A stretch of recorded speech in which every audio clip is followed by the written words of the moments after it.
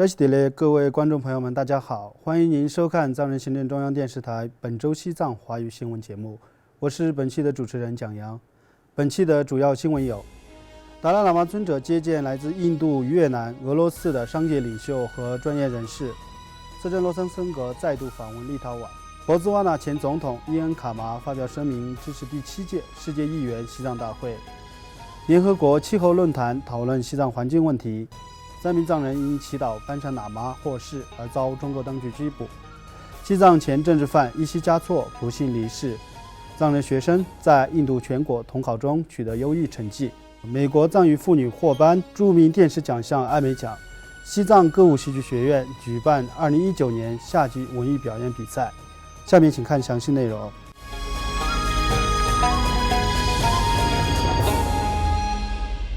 西藏精神领袖达赖喇嘛尊者于本周一5月6号在印度北部达兰萨拉的官邸会见了来自印度、越南和俄罗斯的数十名商界领袖和专业人士。达赖喇嘛尊者在接见会上发表讲话时，强调教育的重要性，包括如何学习提升心理平静方面的知识等。尊者指出，如果人类要创造一个更加和平的社会，就需要在提升道德价值方面做出努力。Vietnamese,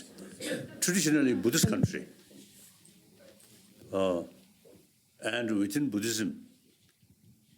we are follower of Nalanda tradition.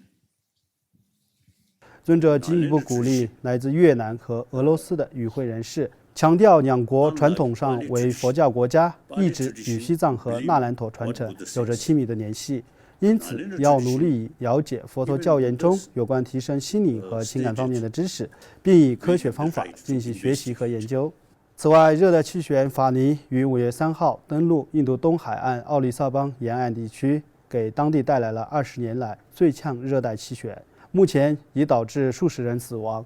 西藏精神领袖达赖喇嘛尊者在问讯后致函奥利萨邦首席部长，表达慰问和给予关切。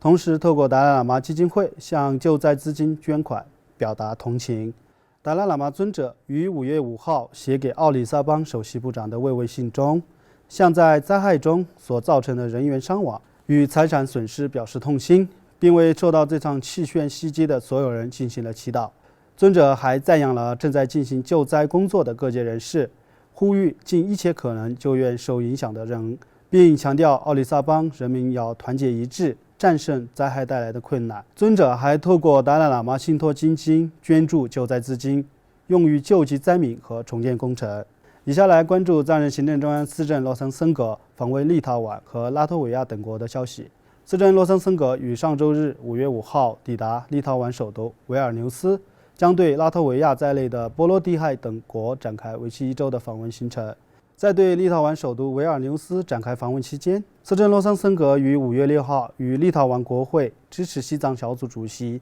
安维利亚维克斯以及立陶宛独立后第一任总统兰斯巴基斯等一同出席了在国会举办的新闻发布会。司政罗森森格在新闻发布会上呼吁国际社会，特别是立陶宛更加广泛地支持西藏问题，并介绍了当前西藏境内的紧张局势。司政强调，如果你是支持自由、人权与民主的人士，那么你必然将支持西藏。当天，司政罗森森格受该国政治学教授萨伦斯克先生的邀请，出席了在维尔纽斯政策分析研究所举办的演讲活动，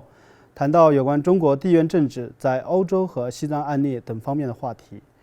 然而，5月7号，中国驻立陶宛大使馆发表声明，对司政在立陶宛国会参加新闻发布会提出强烈的抗议，称此为严重的政治事件，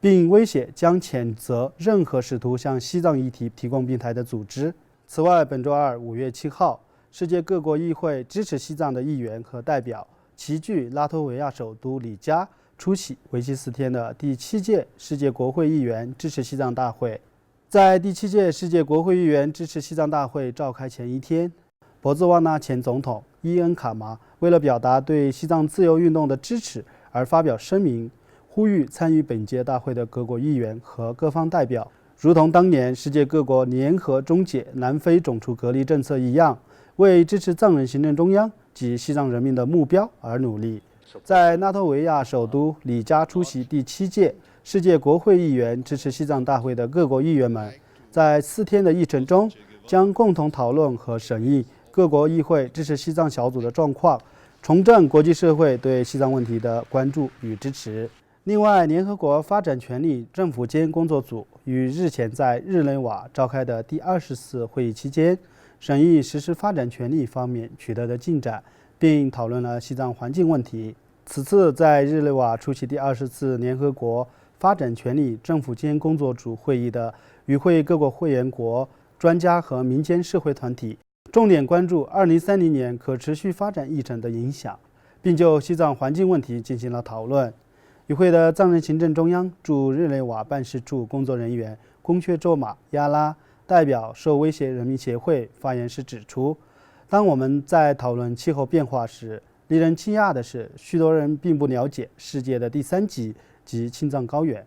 续北极和南极之后，青藏高原拥有亚洲数量最多的冰川，全球约13亿人口依赖于源自青藏高原的河流。接下来请关注一则来自西藏境内的消息。4月下旬，西藏康区石曲县3名青年藏人在当地一场祭祀仪式上祈祷班禅喇嘛获释，而遭中国警方拘捕。据自由亚洲电台、西藏之声等多家媒体报道，西藏康区石曲县现甘孜州石曲县藏人汪清、洛桑和云丹于4月29日在当地四虚寺后山进行卫丧和悬挂风马旗等佛事活动，祈祷11时班禅喇嘛获得释放。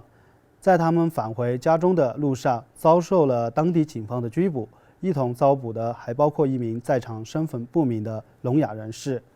当地警方在拘捕上述藏人后，没收了他们的手机等物件，随后身份不明的聋哑人士被释放。当地警方还告知被拘捕藏人的家属，将在15天内对汪清等人作出处置。与此同时，西藏安多日尔贡现青海省铜仁县前政治犯伊西嘉措在中共监狱中遭受毒打折磨，出狱后持续被当局骚扰数年，最终因身心受创而于本月1日不幸离世。据悉，伊西嘉措于2008年因参加遍及西藏各地的和平抗议活动而遭中国当局拘捕。在拘留期间，伊西嘉措受到残酷的审问和酷刑。在他获释后，当局还不断地对他进行骚扰，并定期对他进行审讯，给他身心造成严重的创伤。最终，伊西嘉措于5月1号在青海省黄兰州铜仁县不幸离世，享年50岁。同样，在上月，前政治犯白马汪清和列谢土丹也因在关押和服刑期间遭受严重的苦刑，释放后导致重病相续不幸离世。另外，印度中等教育中央委员会于上周四5月2号在其官方网站上公布了2019年印度全国12年级考试成绩榜。3名藏人学生在17所参加印度全国统考的藏人学校考生中脱颖而出，获得高分。今年，来自印度南部桑普扎西藏学校巴拉库北分校的丹增康措在2019年印度全国统考中获得文科92分。西藏儿童村色拉坤分校的丹增隆热在商学考试中获得89.6分。此外，西藏儿童村巴拉库比分校的伽马平措达瓦获得理科94分。3名学生将获得2019年甘登破章奖学金。此外，纽约一名美籍藏裔女子贡却卓玛于上周六5月4号荣获著名的美国电视最高奖项艾美奖。21岁的贡却卓玛是尼泊尔的流亡藏人，她于2005年移民美国。目前，她在纽约市长办公室移民事务的英语学习计划“我说 NYC” 担任节目单元制片人。